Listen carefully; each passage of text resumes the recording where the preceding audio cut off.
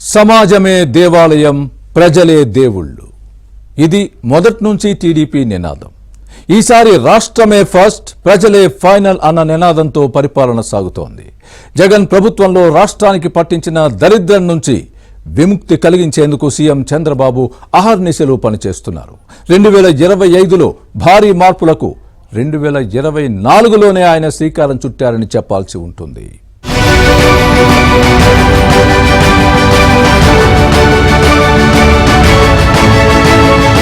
తెలుగుదేశం పార్టీకి 2023 ఒక చేదు అనుభవాన్ని మిగిల్చింది.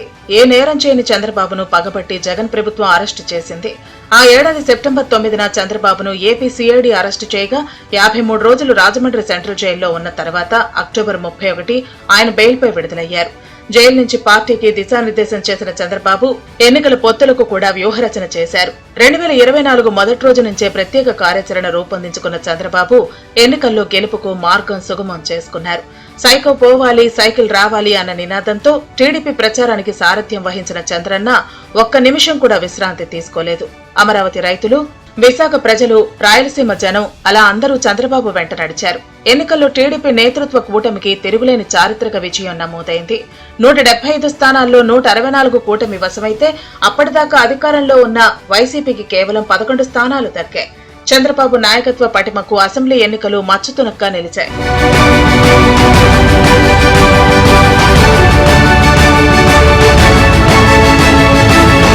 కాలచక్రంలో 6 నెలలు గిరున తిరిగిపోయాయి. ఒకప్పుడు విజన్ 2020తో ఉమ్మడి రాష్ట్రాన్ని అభివృద్ధి పథంలో నడిపించిన చంద్రబాబు ఇప్పుడు స్వర్ణాంధ్ర 2047 విజన్ ను అమలు జరపాలని నిర్ణయించుకున్నారు. రాష్ట్ర ప్రజల బలమైన కోరికతో ఆవిర్భవించిన ప్రజా పాలనకు సీఎం చంద్రబాబు నాయకత్వం వహిస్తున్నారు. స్వర్ణాంధ్ర 2047 విజన్ తో ఏపీని నెంబర్ 1 గా నిలబెడతామని సీఎం చంద్రబాబు విశ్వాసం వ్యక్తం చేస్తున్నారు. నిజానికి 5 ఏళ్ల విధ్వంసంతో ఆంధ్రప్రదేశ్ రాష్ట్రం అస్తవ్యస్తమై అప్పుల వారసత్వంగా సంక్రమించాయి. సంక్షోభాలను అవకాశాలుగా తీసుకుని సంక్షేమంగా మలిచే చంద్రబాబు నాయకత్వంలో కూటమి ప్రభుత్వం ఏర్పడినప్పటి నుంచి రాష్ట్ర పునర్నిర్మాణమే లక్ష్యంగా పనిచేస్తోంది. రాష్ట్రమే ఫస్ట్, ప్రజలే ఫైనల్ అనే నినాదం కూటమి ప్రభుత్వ విధానంగా అమలు చేస్తూ ప్రజల నమ్మకాన్ని నిలబెట్టుకుంటోంది.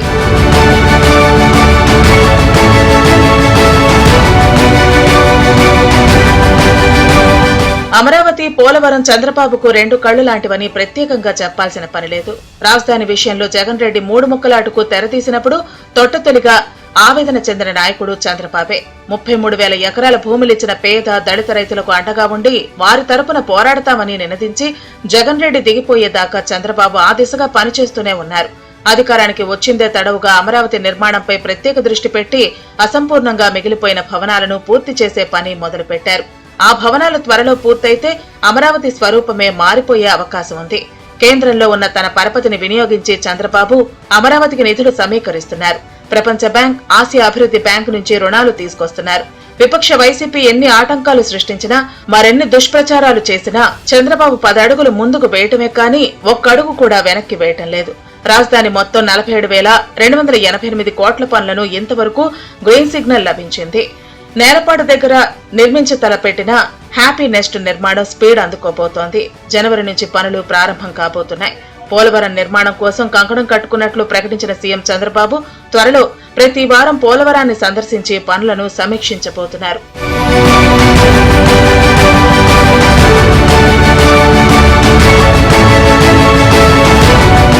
ఎన్నికల హామీలను దశలవారీగా చంద్రబాబు అమలు చేస్తున్నారు. సామాజిక పెన్షన్లను 3,000 నుంచి 4,000కు పెంచడంతో పాటు నెల మొదటి రోజునే స్వీయ పర్యవేక్షణలో పంపిణీ చేయిస్తున్నారు. 1,18,000 టిడ్కో ఇళ్లను పూర్తి చేసి లబ్ధిదారులకు అందించే లక్ష్యంతో నిర్మాణాలు పూర్తి చేస్తున్నారు. నిజానికి గత టీడీపీ హయాంలో 90% పనులు పూర్తి కాగా జగన్ రెడ్డి వాటిని పాడుపెట్టేసి పేద ప్రజలకు ఇబ్బందులు సృష్టించారు. దీపం పథకంలో ఉచిత గ్యాస్ సిలిండర్ పథకం ఇప్పటికే అమలైంది. ఇప్పటి వరకు 80 లక్షలకు పైగా గ్యాస్ సిలిండర్లు బుక్ చేసుకున్నారు. త్వరలో మహిళలకు ఉచిత బస్సు ప్రయాణం హామీ అమలు కాబోతోంది. 6 నెలల పాలనలో రాష్ట్రానికి అనేక భారీ పరిశ్రమలు వచ్చాయి. కొత్త పరిశ్రమలను ఆకర్షించడానికి కొత్తగా 10 పాలసీలను అమలు చేస్తున్నారు. 1,40,000 కోట్లతో అనకాపల్లిలో ఆర్సెలర్ మిట్టల్ స్టీల్ ప్లాంట్ ఏర్పాటుకు చంద్రబాబు ప్రభుత్వం అనుమతించింది. ఇక Reliance, BPCL refinery, Tata power లాంటివి ఏపీ వైపు చూస్తున్నాయి. విశాఖను ఐటీ కేంద్రంగా మార్చేందుకు చంద్రబాబు ప్రభుత్వం అన్ని చర్యలు తీసుకుంటోంది. మడకసిరలో 2 భారీ గార్మెంట్ పరిశ్రమలు ఏర్పాటు చేయబోతున్నారు. 50కి పైగా పరిశ్రమల రాకతో కనిష్టంగా 5 లక్షల ప్రత్యక్ష ఉద్యోగావకాశాలు లభిస్తాయి. గంజాయి, డ్రగ్స్ పై ఉక్కుపాదం మోపుతూ ఈగల్ టీం ఏర్పాటు చేశారు. ఏపీలో పర్యాటకాన్ని ప్రోత్సహించేందుకు కొత్త పాలసీని ప్రకటించారు. జగన్ రెడ్డి హయాంలో విద్యారంగం సర్వనాశనమైంది. దాన్ని ప్రక్షాళన దిశగా 16,000కు పైగా టీచర్ పోస్టులతో చంద్రబాబు ప్రభుత్వం మెగా డిఎస్సీని ప్రకటించింది. ఇంటర్ విద్యార్థులకు కూడా మధ్యాహ్న భోజనం అందించబోతున్నారు. విద్యా పథకాలకు మహనీయుల పేర్లు పెట్టడం ద్వారా యువతలో స్ఫూర్తిని నింపుతున్నారు. ఎన్టీఆర్ విద్యోన్నతి పథకాన్ని పునరుద్ధరిస్తున్నారు. అదేవిధంగా విద్యా కమిటీల్లో రాజకీయ జోక్యాన్ని నిషేధిస్తున్నారు. సంక్షేమ హాస్టళ్లలో మెరుగైన వసతులు కల్పించే చర్యలు చేపడుతున్నారు.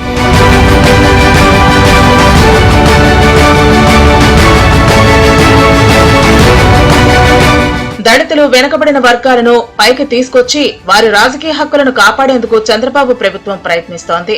నామినేటెడ్ పోస్టుల్లో బీసీలకు 34% రిజర్వేషన్లు కల్పిస్తామని సీఎం చంద్రబాబు నాయుడు హామీ ఇచ్చారు. స్థానిక సంస్థల్లో బీసీలకు తిరిగి 34% రిజర్వేషన్ల సాధన కోసం న్యాయపరమైన పోరాటం చేస్తామని సీఎం వెల్లడించారు. అలాగే బీసీలకు ప్రత్యేక రక్షణ చట్టానికి సంబంధించి మంత్రుల కమిటీ సూచనలపై కసరత్తు చేయాలని చంద్రబాబు నిర్ణయించారు. బీసీ హాస్టళ్లలో వసతుల కల్పన, బాలికల హాస్టళ్ల తక్షణ మరమ్మతులకు ముఖ్యమంత్రి చంద్రబాబు నాయుడు ఆదేశించారు. ఈ సందర్భంగా పెన్షన్ల తొలగింపు కాదు, పెన్షన్ల తనిఖీ జరుగుతుందని సీఎం చంద్రబాబు వెల్లడించారు. స్కిల్ ఎడ్యుకేషన్ కోసం 104 బీసీ హాస్టళ్లలో ఎస్ఆర్ శంకరన్ నాలెడ్జ్ కేంద్రాలు ఏర్పాటు చేయబోతున్నారు. 13 బీసీ స్టడీ సర్కిళ్లను బలోపేతం చేయబోతున్నారు.